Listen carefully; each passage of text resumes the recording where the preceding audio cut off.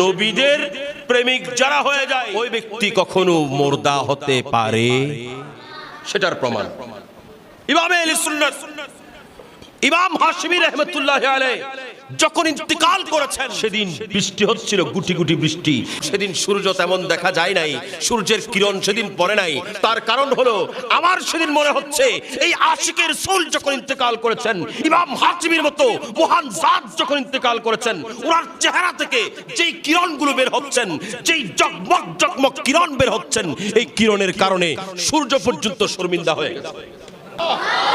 সেদিন সূর্য লজ্জাবোধ করছেন, আজকে তো জগৎ বিখ্যাত একজন আশিক রাসূলের প্রেমিক আজকে ইন্তিকাল করেছেন, আমি সূর্য ওনার চেহারার মধ্যে আলো দিব কেমনে? সেজন্য সেদিন সূর্যের আলো দেখা যায় নাই। এখান থেকে প্রকাশ বের হচ্ছেন, ওনার চেহারা থেকে আলো বের হচ্ছেন।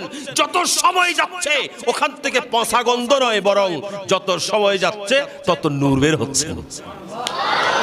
ইমাম আহলে সুন্নাত সদা বলতেন, মানুষ ইন্তেকালের পরে তাদের চেহারা দেখানো জায়েজ। বলেন না জায়েজ, ইমাম হাশমি বলেন না, না জায়েজ নয়, জায়েজ। কেন? সত্যিকার আশিক রাসূল মারা যাওয়ার পরে তাদের চেহারা নষ্ট হয় না, বরং সেখান থেকে জ্যোতি বের হয়, যেটার প্রমাণকে ইমাম হাশমি নিজেই তার প্রমাণ।